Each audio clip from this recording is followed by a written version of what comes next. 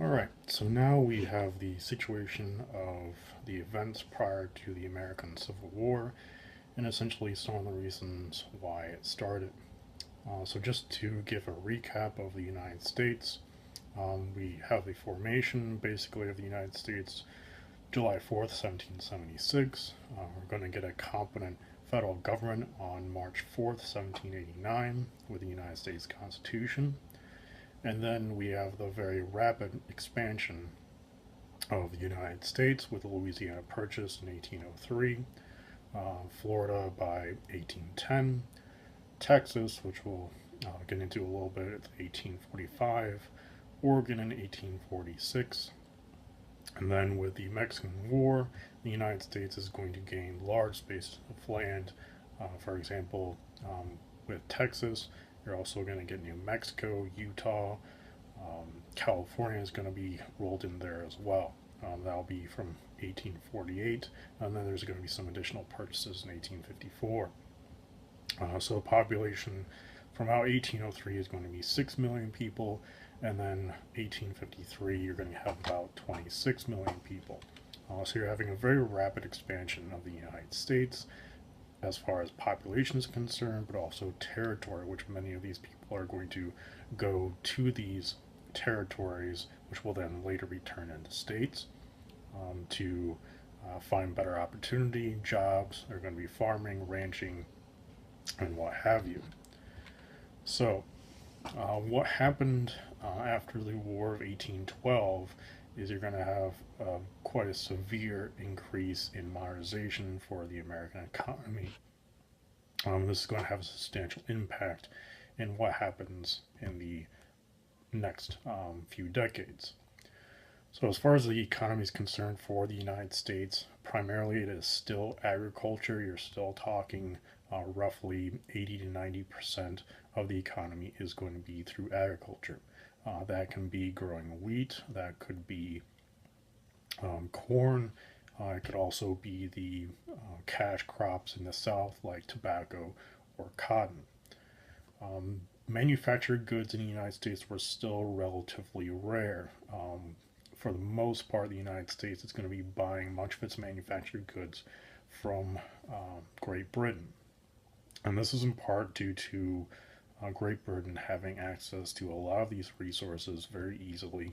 They're already trading around the world for these goods, but also additionally, during basically the later half of the 1700s and certainly by the early 1800s, you're going to have an industrial revolution. And what this industrial revolution does is now they're making machines, and in some areas at least, they are replacing workers with these machines. So you have, for example, the introduction of steam power. And so these machines are going to be able to run all day. So you're starting to get factories, for example, being put all around England, primarily, at least at this point. They're going to be manufacturing steel. They're going to be using coal, making steam engines. They're going to be primarily using these machines to make textiles or clothing. And that's going to have a substantial impact later down the road, but essentially it's going to make goods very, very cheap. So Great Britain is able to sell these goods at a very, very cheap rate, which is certainly going to have an impact on the United States, but we'll get to that part a little later. So the United States is going to be buying much of their manufactured goods from Great Britain. Certainly, they want to have a greater impact on manufacturing goods. They don't want to keep buying it from Great Britain. So there are efforts to improve manufacturing in the United States. Now, as far as transportation is concerned, transportation is very hard. They still have a lot of poor roads. They have canals and rivers that they can go through, but it's still very complicated, and it does take quite some time. And of course, the United States isn't exactly stable. You're having Australian Native Americans, and if you annoy them too much, then part of the problem there is you would see some loss of life, or at least the goods you're transporting. So that's going to offer quite a bit of a risk there too. But with the basically the formation of the National Bank, stabilization after the War of 1812. You're seeing money being thrown into improving the roads, the canals, by the states themselves, but also the federal government. So these roads and canals are getting better, but you don't have the quick, fast transportation that you may experience today, certainly. Now, as far as food production is concerned, there's certainly plows. More horses are coming into the United States and being used for farming. So now you have horse-drawn plows, and you're also having some of these machines that are bought from Great Britain that's going to basically quadruple food production in the next coming decades. Now, returning back to American manufacturing, basically Americans are going to adapt some of the machines that they bought from the British. So they're going to try reverse engineering these machines so they can produce them themselves. Eventually, the British are going to realize that everyone else is doing this as well, and they start selling these machines very, very cheap to everybody to make the greatest amount of profit that they can. So these machines are, for example, going to help out in processing goods, food, for example, crops. The biggest impact for the South, at least, is going to be the cotton gin to process that cotton so it can be used for manufacturing of clothing, for example. The Americans, their innovation with this manufacturing process is interchangeable parts. This is not something that the British had invented, this is something the Americans invented. And primarily they invented this interchangeable parts and an assembly line of sorts to produce firearms. Back in the 1700s, you could make a rifle, you would have a barrel, and every single barrel might be a little bit different from the next. So what the Americans did was they formed a process to make the same size barrel for every single gun, same size ammunition, and this is certainly going to help the Americans with artillery pieces. Just think, for example, with logistics, trying to find rounds or artillery pieces that have the same barrel. It's very, very difficult. And so this is going to help the United States produce firearms, and they're going to transfer that to a lot of other different businesses as well. The Americans are trying to modernize. They're not at the level of the British, but they're certainly getting there, and they get there very, very quickly as far as this is concerned. By the 1840s, they got most of these methods pretty much figured out.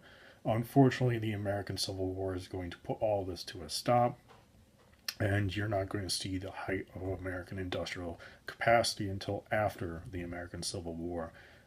Definitely until you get to the 1880s and 90s, to where the United States becomes the production capacity that you see in the 1900s and even today.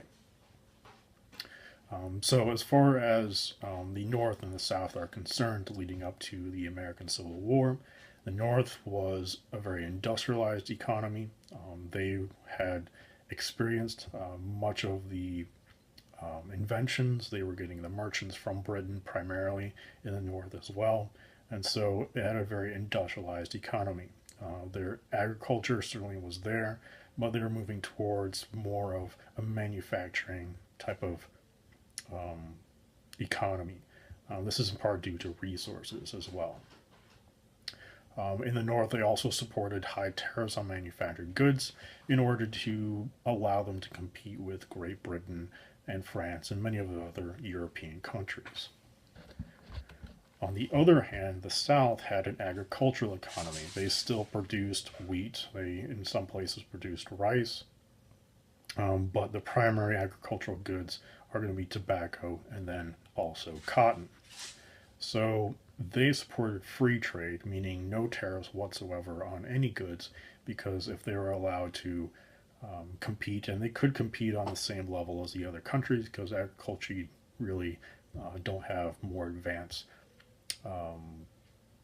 tasting wheat or any sort of cotton, for that example. They're all more or less on the same playing field. So they didn't want any tariffs, so they could compete and sell their products for a greater price. and they imported much of their manufactured goods. So if there's a tariff or a tax on manufactured goods, they cannot buy it for nearly as cheap of a price as they would like. So that's kind of the mentality going on with the South, which is a complete different contrast to what you see in the North. Now, one of the machines that actually gets introduced into the South is the cotton gin. This is basically going to process the cotton to the point where you can use it to make clothing. This exponentially increases production by and large. With that increased production, now they can sell a lot more cotton at a faster rate than ever before. And so the demand for cotton increases, production increases to meet that demand, but also the price of cotton clothing goes down due to the amount of supply. So then you get very cheap sort of clothing due to this as well. So more and more people are buying this clothing, and the South is definitely going to benefit from this. So as a result, more and more southern states start to grow cotton than any other sort of cash crop or agricultural good. So as a result, they are going to buy slaves. Now in 1808, this stopped the importation of slaves into the United States. So that's going to be a bit of an issue for some of these up and coming farmers who are producing this cotton. But they needed the labor to do this work. Slaves were already in place. Certainly, some of that happened prior to the American Revolution, but it certainly was there afterwards as well. So more and more states grew cotton. As a result, it was also tied to slavery. Now, because of this ban in trade, slave trade, from 1808 on, the value and price of slaves increased. More members of or slave owners treated their slaves much, much better after 1808 because they knew they couldn't just go out and buy a new slave.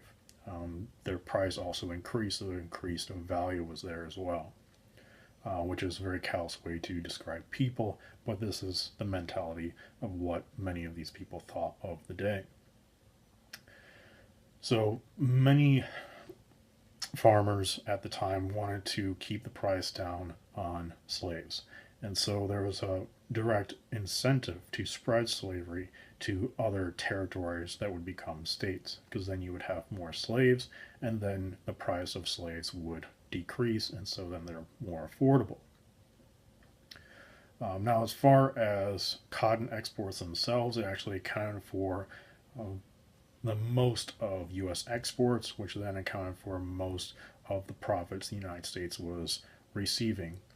So this money would certainly go directly to the South, but also when the United States was taxing and bringing in money every year, most of that money is coming from the South as well. So the South, when they said cotton was king and they helped support the United States, they definitely had reasons for saying those sorts of things. But unfortunately, the South is going to be highly dependent on the North for many of its manufactured goods and other goods they couldn't get in the South outside of agriculture. They also rely very heavily on British and French trade to get those goods as well. So they've kind of boxed themselves into a hole where they're reliant on slavery for their economy, and they're reliant on the North or foreign goods for any goods they don't produce themselves. And since cotton was so profitable, many people just went to cotton. So in the South, you primarily have cotton as your economy and your industry. Certainly they grew other goods, but for the most part, you have agriculture, you have cotton. So if one was to remove slavery or cotton or any part of this industry, the South would be completely collapse. And if the North or foreign members stopped trading these manufactured goods or any other goods they would need, the South is also going to be in a bit of a bind.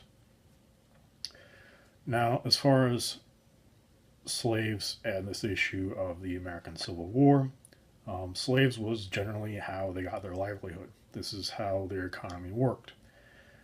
But also, it's a cultural aspect. And what I mean by cultural aspect is slaves were seen as a social status symbol. If you had slaves, you were wealthy, you were well to do, and so you basically became part of the aristocratic social class. The more slaves you had, the greater your status in Southern society.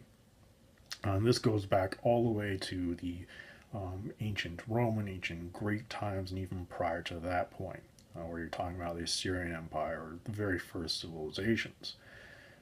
So that sort of concept hasn't gone away. So the more slaves you have, the more status you had in society, and maybe you would be part of a club, basically, this higher class sort of club. And most Southerners wanted to aspire to be part of that higher class in society, much as many Americans or other sort of nations aspire to be a celebrity.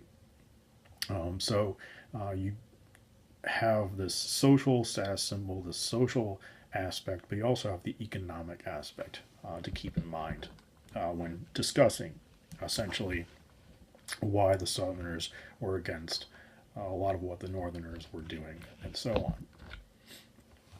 Now, as far as the political parties are concerned, you have two political parties per usual. You have the Whig Party, which is those that are in the North, for the most part. They are very nationalistic, they wanted a strong government, and they supported economic innovation, basically modernization. Now, the Democrats on the other side, which is primarily going to be the South, they supported states' rights, limited government, and traditional economy, meaning basically agriculture. So, some of the issues that are really going to provoke the situation of the American Civil War is you have the issue of Texas. Basically, with the issue of Texas, the Mexican government invited Americans to come down and settle the region. Texas originally was part of Mexico. So Mexico had received its independence from Spain. They formed their constitution, and in that constitution they outlawed slavery. So when they invited Americans down into what is now Texas, slavery was outlawed, and they didn't want these Americans having slaves since it was against their constitution. There's also a controversy over claims of land and political rights between the Americans that came down and these Mexicans forming this government. So through these land claims and political rights, basically slavery, the Americans in Texas declared independence from Mexico, and this is going to happen in 1836. So the Mexicans didn't agree with that, and so they brought an army led by Santa Anna. They fought at the Battle of the Alamo. This is a battle which the Texans lose, but the Alamo was seen as basically a war cry. They were basically the Americans, or Texans rather, who died at the Alamo were seen as martyrs. And so the Texans rallied and they won the Battle of Juanito in April 21st, 1836. In that battle, they captured the Mexican leader, Antonio Lopez de Santa Anna. They signed a peace treaty with the Mexicans, granting Texas independence. Texas then appeals to the United States to be annexed into the United States and become a state. It is going to be denied, however. This is because the United States wants to preserve peace with Mexico. They did not want to go to war. At this time, the United States did not have a very big army. In fact, it had 7,000 troops, while the Mexicans had something of 30,000 troops. So they don't annex Texas into the United States, at least not yet.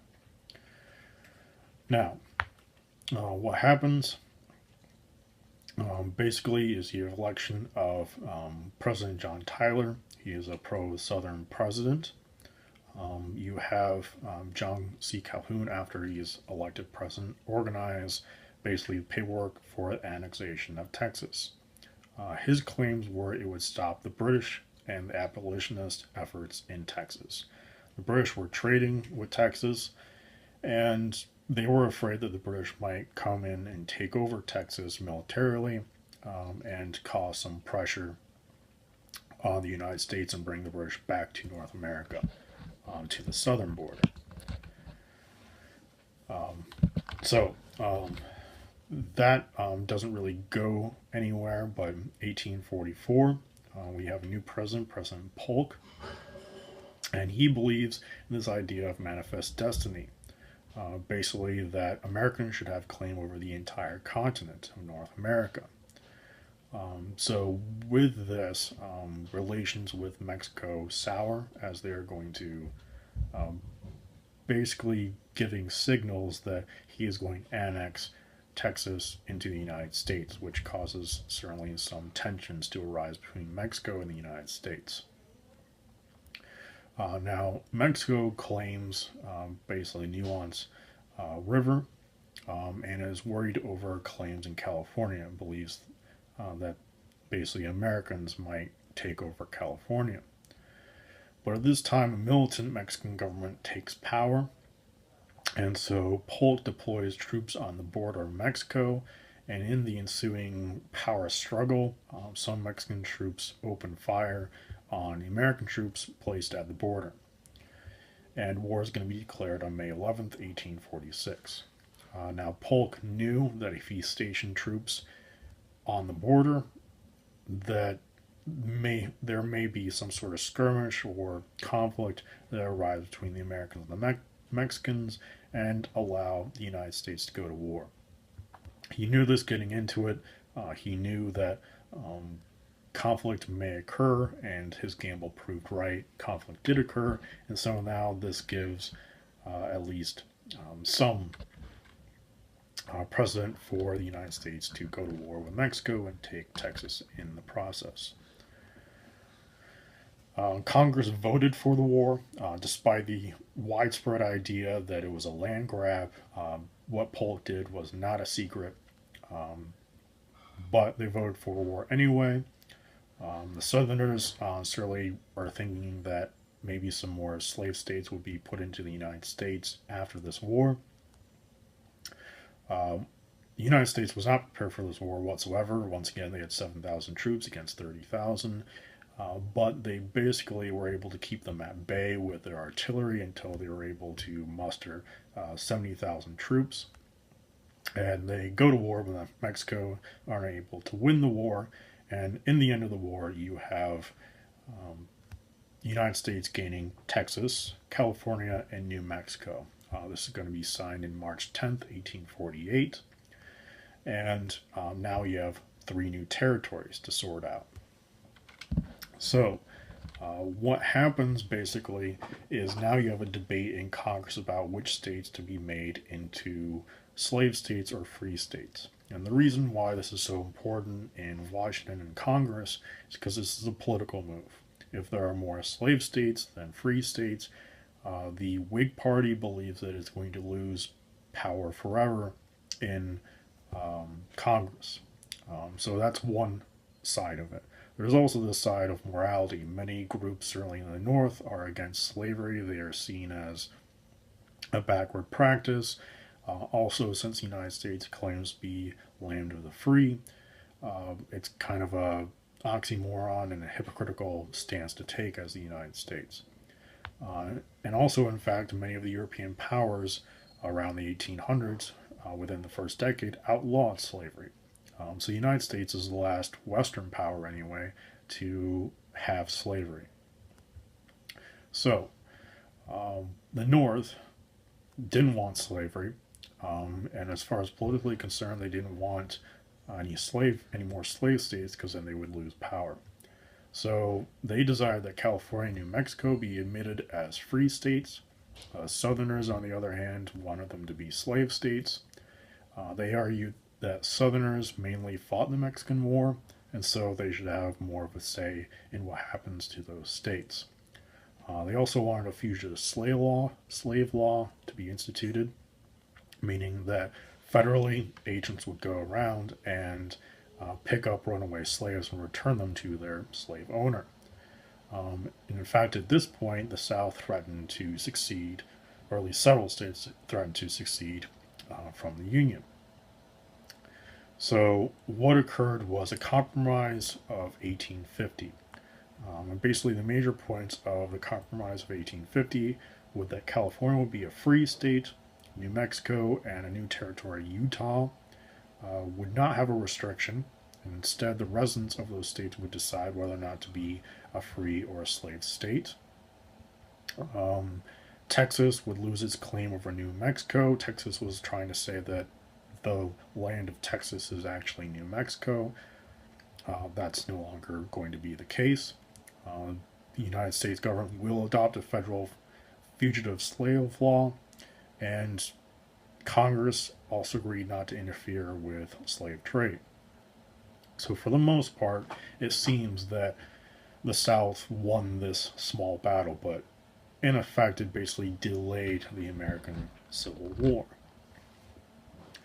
The next hurdle is going to be this up and coming Illinois Senator, Stephen Douglas, is going to basically, he wants the discussion is going to be over an intercontinental railroad, a railroad going from California to the East Coast. And so the idea is there needs to be land and states and territory to put this railroad. The southern states wanted the railroad to run through their states. Stephen Douglas, coming from Illinois, wanted it to run from Chicago out west. And so, regardless of which way it goes, there needs to be territory in the middle between California and Illinois or the East Coast for this railroad to be built. And there was motivation to open the West for settlement. So they make the Kansas and Nebraska territories and they open it for settlement. But as far as the free and slave states are concerned, Stephen Douglas states that it's going to be up to popular sovereignty, meaning that the residents are going to decide whether it's free or a slave state. There's intense debate, but regardless, this does get passed by Congress, and what basically occurs is the formation of the Republican Party, because the Whig Party was slowly dying off. They weren't really getting any votes. They didn't have a whole lot of influence. And so a Republican Party is formed. But the Bleeding Kansas part is basically what Southerners as well as Northerners started to do is basically run over to Kansas or Nebraska when there was going to be a census, and they would try to fill up basically the state with whether it be free or slave supporting individuals. And what actually happened were basically a little mini civil war in Kansas. So basically, you had people literally hacking each other to pieces to make the state free or a slave state. So basically, a prelude to what's going to be happening in a couple of years. Now, starting to 1860, Stephen Douglas is going to run for presidential election. He is going to lose. President Lincoln is actually going to be elected, and he got the high 38% of the popular vote. But since the political parties on both sides were split into many different groups, he's the one that got the majority of the votes. Now, as far as the Republican Party is concerned, under President Lincoln, he is going to condemn the Dred Scott case, which was the first case under the fugitive slave law. Dred Scott is going to lose that case. So the Republican Party is against this fugitive slave law, essentially. They are also very resistant to the extension of slavery as an institution. They do not want it spreading to more states. And then finally, they also stood for increasing manufacturing, including tariffs, which at the same time would hurt the Southern economy. So the South thought that with Lincoln being elected, he would bring an end to slavery. Now, a lot of this was propaganda. He really didn't support slavery. He stood with a party that also didn't support slavery. So they were fearful that he was going to use his power to put an end to slavery once and for all. With the tariffs, they also believed that one, the railroad would go through the north, and basically with these tariffs, the agricultural business would suffer, and basically their way of life would cease to exist. The South basically believed that their state rights and their rights as citizens were being violated, and so as a result, they believed that they should succeed and form their own state or country, rather. Now, Lincoln did not want to have the Union separate. He agreed essentially that slavery could stay put, that all the states could keep slavery. He, in fact, said that the states could come back to the Union if they just agreed and they could work on things, but essentially the southern states did not believe him. They didn't believe that their rights were going to be recognized, and so as a result, on December 20th, 1860, South Carolina is going to secede from the Union, and after that, in the next few days to the next week, many other southern states are going to succeed as well. And then, of course, Lincoln is going to have the decision whether or not to bring the South back in by force or through compromise. And at first, he's thinking compromise, but then South Carolina attacks Fort Sumner, which is a federal fort. They believed that it was a federal institution, which it was, but it was also potentially could hurt their rights as a state. And so, with the attack on the fort, that essentially was a declaration of war to President Lincoln, and then the Civil War begins. So that was a very quick overview and why essentially the war begins. It's many of you may have been taught it's about slavery, many of you have been taught it's about states' rights. It's in fact both, but the situation just spiraled out of control, and the founding fathers did delay essentially the situation of American Civil War in 1798. They knew it would come to a head, and in 1860 it does come to a head, and it's going to be sorted out in the next few years. So there you go.